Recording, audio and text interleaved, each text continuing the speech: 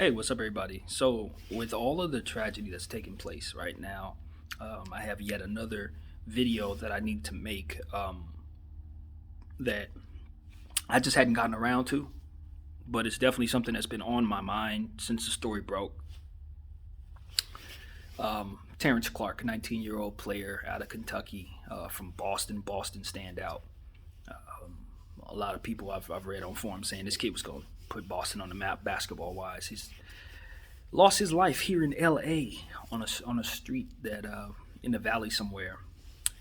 I'm pretty sure I've been down that street at some point in time in my life, but I saw the footage that they had. It was one of those street camera things that they had going on where they could see, um, the footage. It wasn't the greatest quality, of course, but you were able to get what you needed to see to understand what happened there. Uh, First of all, condolences to his family, to his parents, to everybody. You know what I mean? Who loved him? All of his homies from Boston, everybody from Kentucky who appreciated him. Um, just sad situation. And this is one of those situations where, in watching the footage, it's like, yeah, I made that mistake before in my life. I have, where you see the lights turning yellow, right? And you speed up and it turns red, but you continue through the intersection because you know that if you go fast enough, you could probably beat the oncoming traffic or whatever. Now, meanwhile, on the opposite side, there's somebody creeping up to make a left turn, and they didn't see him. This is one of those situations where you're pissed off a million times over because the person who was making that left turn, had they been able to see him, they could have not proceeded to make that turn. Or if they would have made the left turn faster, it probably wouldn't have went the way that it did. But because they made the left turn at the speed that they did, and he was coming at them at the speed that he did from the distance that he was coming from. So I'm imagining looking at the speed of as slow as they were making that turn and as fast as he was coming from a further distance. They probably just didn't realize that he was coming forward. That's why it's so important, even when you have the right of way, even when the light is yours, you never know when someone is going to run a red light. And even though it's their mistake to make, it's definitely on you to be completely cognizant of everything that's going on around you, 360 degrees. And if you're going to make a left turn, look ahead of you before making that turn just to make sure, especially if the light is just turning green. Like it's just turning green. Because I've been in that situation. I've been in both of those situations where I've been in the midst of making a left turn and then some jackass will come speeding straight at me and I have to not make my turn in order to keep from them hitting me or me hitting them. Well, the person who was driving that car did not have the cognizance of the visual or something. I'm pissed at them, to be honest with you. I know I shouldn't be, but I am. Because they made that turn so fucking slow. Excuse my language, but that's how I felt watching it. Like, why don't you got a big SUV.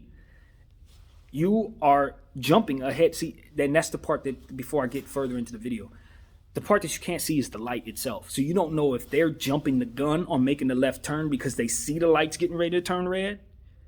And he's, meanwhile, doing the same thing, only trying to make the light, and they collide. Or it's a situation where he was running the red light completely, didn't see the red light at all, which is also possible given the distance he was coming from, coupled with the speed that they were going. I'm sure they had the right of way. That's why they made that slow-ass left turn. But anyway, it was his fault, really, at the end of the day. If he would have just slowed down, if he would have been going at a reasonable speed, there's a lot of things he did wrong, unfortunately. He didn't have his seatbelt on properly. It was on, but it was probably not fully over his chest or something. Probably had his arm through it or something like that. That was one thing. He was going too fast, approaching a yellow light or red light, depending. You can't tell. He wasn't able to swerve. And see, another thing that the angle didn't allow me to see was if he would have swerved inward, would he have been able to avoiding them rather than swerving outward, as to which he ended up connecting with them as they were making that left turn. Now, if he would have been able to anticipate, even at that speed, if he was able to anticipate turning inward instead of trying to go around them outward as they were making that turn, I think he might have had a better shot, but it's hard to tell what was on the other side. If it's hard from the angle that you receive in the video, you're not able to really make that out. But everything went completely wrong. They made the turn at the speed they did. He ran the light as he did. He clipped them, and from there sped straight into a light pole. The light pole was right next to a brick wall, and he simultaneously hit the light pole, and the brick wall was gone. And look, I haven't heard anybody else put any commentary on the video footage, the crash footage, or anything. But it was a lot of different things that are inconclusive. But the one thing that I can say was really frustrating for me is that young man wouldn't have lost his life if that silver car would have made a faster turn or would have been a little more cognizant as to what's going on around them before making that slow-ass turn. That's how I felt. That's how I felt watching it. I watched 30 times to make sure I, came with the conclusion that I did. Him running the light, not wearing his seatbelt is the reason all that happened. It's his fault. But if the other person on the other side would have been just a little more aware of what was going on, and just a little sharper about what was going on, and a little quicker about how they maneuver their vehicle, no fatality there. So what you have is just a 19-year-old boy who had his whole life ahead of him, getting ready to make the NBA draft. He's played his way into lottery status, from what I understand. When I checked the mock draft, he was like in the second round, middle second round. But I guess over the last couple of weeks, he's played himself into quite a bit of a increase in value. And he had just signed with Clutch Sports probably right before that accident. I don't know if it was the same day or the day before, but he was still in LA. So I know if he was in LA, he ain't got no business out here but with Clutch Sports, probably, right? I mean, he's from Kentucky, he's from Boston. He played in Kentucky, from Boston. He's only out here because he's doing business. And I know that BJ Boston, one of Bronny's, LeBron's son's teammates, was actually there. Now, here's the thing that was also interesting. One of the people who watched the video, in the comments of the video that I watched, of the footage, they said that they thought he was racing a white car that was going at a similar speed ahead of him. But that white car was able to make the intersection without any trouble. They made the green light. He didn't slow down at a yellow light, probably sped up at a yellow light, and that's what ended up happening there. But they said BJ Boston was behind him. My thing is, where? Because when I watched the footage, the car behind him stopped at a light. Was BJ Boston one of those cars at the light? Or was BJ Boston actually in front of him in the white car and he was racing BJ Boston? That's my question. Because they said BJ was behind him. But it did look like this car in the white and his car were going at the exact same speed, and no cars in that frame going at that speed at all. Now, granted, he was well behind that white car that was going that fast, but it looked like they could have been kind of racing. They looked like that. And we've seen this before. Unfortunately, I don't know if a lot of NBA fans who watch my video is going to remember this, but it was a guy who played for the Charlotte Hornets by the name of Bobby Phills back in like the early 2000s, late 90s, who lost his life the exact same way. He was riding, speed racing another teammate of his, and got into a fatal car accident. Middle of his prime. Like in the middle of his prime. He was a young player in tip-top shape at the time and lost his life just racing. Same way it looked like and appeared this may have happened. So when you think about that kind of stuff, man, you just have to understand that the one time that you run a light could cost you your life. The one time where you try to anticipate that yellow light could be the one time some slow-ass idiot is going to be making a really, really slow turn that you can collide into and ultimately take your life. I know I shouldn't be as critical on the person in the silver car because they had the right of way, but I'm looking at the situation, I'm saying, man, if only they were just a little bit more on point, that could have been avoided. Young fella didn't have to die. You feel me? If their car wasn't in the way, he could have made the light and kept on going. But their car was in the way because they were gonna make that turn. They was gonna just make that turn. They were gonna do it slow too. Like, just cost that man his life, man. So I don't know. Maybe I'm not holding him accountable enough, but when I walked away from that video, that's who I was upset at. Period. But at the end of the day, it's a cautionary tale for all of us. Don't run red lights. Don't try to speed through a yellow light. Don't anticipate everything going smoothly, because in a split second, when it comes to vehicles, things can go left quickly. Split second, you think you got it going on. All of a sudden, somebody does something that you couldn't anticipate, and now you have to react to it or collide. And if you're in LA, and see, that's another thing. He was out of town. If you're from LA, chances are you're just gonna not approach that situation the same way. Now, granted, people die in car accidents every day, so I don't know if I'm even on point for even saying that. But what my thing is, when you live in LA, you're used to a certain level of traffic. You come from Boston, I don't know what kind of traffic they deal with out there. I don't know if they're known for traffic. I'm ignorant when it comes to Boston, but I can tell you this: it's a different story out here, 100%. We're known for traffic. We're known for crazy drivers. They give away driver's license out here like they give away candy on Halloween, y'all. It ain't much to get one. It ain't hard. I was able to get my license before I actually knew how to drive. I'm not lying to you guys.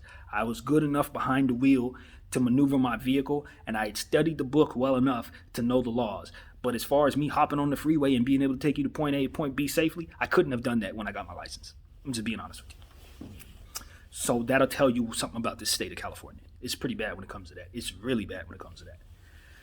So, some stuff is maybe that could have happened to all of us, but chances are, if you're a native of LA, particularly if you know the valley, because sometimes those streets are really long, sometimes the intersections are a little wider than what you would expect from other places.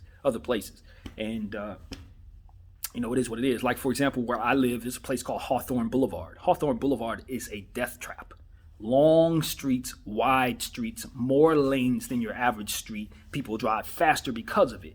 And every once in a while, you hear about somebody wrapping themselves around a pole on Hawthorne Boulevard. I mean, if you Google Hawthorne Boulevard right now, you're probably going to get more car accidents than probably anything else. So I'm familiar with how it goes when you have streets like that. Some of them streets in the valley, same thing. Long streets, the lights be long, that kind of thing. So you're going to want to drive faster to beat a yellow light, because it can cut 5-10 minutes off your trip, depending on how long you're going to sit at that damn light. So I can understand why the young fella would try to do that, because everybody, tries to cut corners here and there. But at that one time, you cut a corner and it'd be the end of your life. Now, I think about how I used to be so upset and hurt at my mom for not wanting to teach me how to drive when I was 17, 18 years old. I would say, it was hard for me to overcome my own fears of driving, because in my mind, she instilled in me a certain level of fear about driving, because she didn't trust me to be behind the wheel. She felt like I wasn't mature enough to be behind the wheel. So in turn, I then internalized her opinion about myself and started to develop somewhat of a complex for wanting to be behind the wheel, which is why I didn't have my first car. I didn't purchase my first car until 3 years ago. I inherited my mother's car and drove that around for a while until I got into a car accident. But, I didn't have a car in my 20s at all. And part of that, it wasn't because I didn't have the money. There were times where I had the money to get a car. I just didn't know how to drive, and I was afraid to drive because of what I just said. So, I used to really, really be resentful of my mother in regards to that particular thing. But in situations like this, when you look at what happened there to Mr. Clarke, you understand what my mother was going through in her fears of teaching me how to drive. Just because a young person is smart enough or cognizant enough to maneuver a vehicle and learn the rules of the road does not mean that they're going to be wise enough and sharp enough in the moment to do what they need to do to be cognizant all ride long. A young 19-year-old may be looking at his phone in that situation. A young 19-year-old may see somebody to the left of him who wants to race, and now he's speed racing, doing stupid stuff. Now a 19-year-old may drink and drive or something like that. I know I was wilding at 25, so if I had been driving already for 4 or 5 years at 25, I for sure certainly would have had a DUI or two. That never happened because my mother never put me behind the wheel, more or less, at a young age. So even though it did some things to my psyche, at the end of the day, as I've grown older, I learned what fears my mother was dealing with as her only son, what kind of concerns she had with defensive driving, particularly in this state, and how things can go left just because one idiot makes a slow left turn and the other person is speeding across. Like, those type of things can happen to anybody all day long, and When you're young, the likelihood of you not being quick enough to react to it or smart enough to react to it or focused enough to react to it increases dramatically. Another prime example of that. So, yeah, man, all in all, the young fella lost his life at 19 years old in a car accident. An avoidable car accident. A car accident that, you know, what hurts the soul is that you've seen people get in worse car accidents, or you may have even been in a worse car accident and didn't die. You know, that's one of those situations that really hurts your feelings to a degree, because you see all these people in the comment section saying, man, I got in a car accident just like that. Hopped right out. Man, I got in a car accident. Only broke my leg. And then you see this young fellow with his whole life ahead of him, his family, and everybody looking forward to their lives changing and having opportunities that never came their way. And it just that quick. Because of one split second to make a split second decision to speed up. That's all it takes. Throw not only your dream away, but everybody's dream away. Your whole family's dreams away. It's just devastating. So again, condolences, of course, to all who were affected by this, including his family, of course. And I'm looking to see if the NBA does some type of tribute for him at the draft. I'd love to hear his name get called. Somebody said something about maybe the NBA taking care of his family. I would love to see that, but they're not obligated to do that. Unfortunately, when it comes to business, if you're not bringing in revenue, then you're not owed any revenue. And that's something that's hard for a lot of people to swallow. So it's something that's not discussed enough in common circles for people to understand the economics of certain things. But when it comes to charity, if ever there was a reason to give charity, this is one that's worthy to me. So that's what this would be. And I think the NBA or the players, whomever, people should just get together. Anybody with means, just get together and make sure that his family's okay. That's what I would say. Just make sure they're all right. We can't replace their kid. You can't give them the money that he was about to earn. But you can just make sure that they're remembered, and just make sure that they're okay. That's all I'm saying. So, yeah, man, it was rough. This has been the roughest year in terms of death. And I'll say this, last year was horrible for death and things like that because we were trying to adjust to the COVID. Adjusting to COVID was difficult in and of itself. But this has just been one death after another. Not COVID related, just people you love, people you appreciate, people that you follow, artists, things like that. It's just been one after another, bro, this whole year. So, and we're only through April. So we got a long way to go. Hopefully the second half of this year is better than the first. I hope that each and every one of you guys are able to live lasting, long lives, free of this type of stuff, this type of sad stuff. And yeah, that's really what I have to say, man. Just it, man. My name is BDF44. Thank you guys for watching. I'm out.